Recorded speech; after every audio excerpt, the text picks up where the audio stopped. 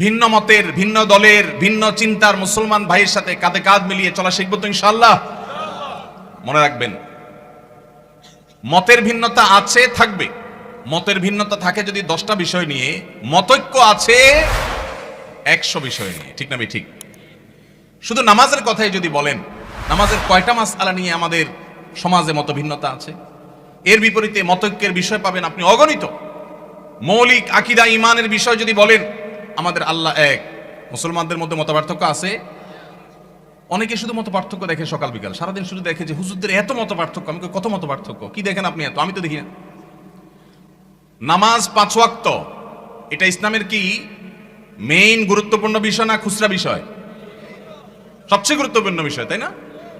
5 ওয়াক্ত নামাজ 6 ওয়াক্ত না 4 ওয়াক্ত না, এই ব্যাপারে কোনো আলেমের, কোনো হুজুরের কোনো ভিন্নমত আছে? তাহলে আমাদের আল্লাহ এক, এটা নিয়ে কোনো ভিন্নমত নাই। আমাদের নামাজ 5 ওয়াক্ত, এটা নিয়ে কোনো ভিন্নমত নাই। ইসলামের রোকন 5টা, ভিন্নমত নাই। আমাদের হজ করতে হবে বাইতুল্লাহ গিয়া, অন্য কোথাও না, ভিন্নমত নাই। রমজান মাসে রোজা রাখতে হবে, ভিন্নমত নাই। বাবা মার সদাচরণ করতে হবে, ভিন্নমত নাই।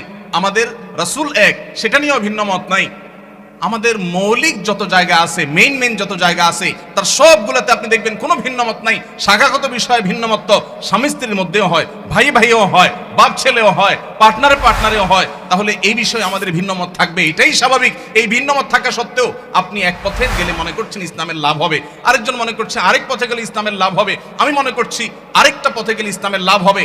আমাদের নিজেদের মধ্যে কামড়াকামড়ির দরকার নাই। পথ কি আমারটা ভালো না আপনারটা ভালো, এটা নিয়ে গন্ডগোলের দরকার নাই। আপনি আপনার পথে, উনি ওনার পথে, আমি আমার পথে, দ্বীনের কল্যাণে, ইসলামের কল্যাণে কাজ করি।